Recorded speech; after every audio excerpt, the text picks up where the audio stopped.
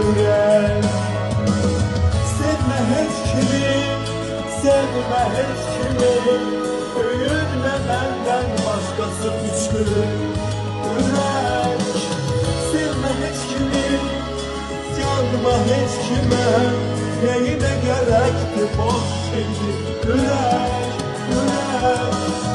Sevmə bir daha, sevmə heç kimi, məndən başqasına can demə ürək, ürəyim. Sevmə, sevdiğimdən nə oldu ürək? Bu qədər ağrıya, acıya dəyər miydi ürək? Niyə özün üçün yaşamırsan? Özün üçün yaşa ürək.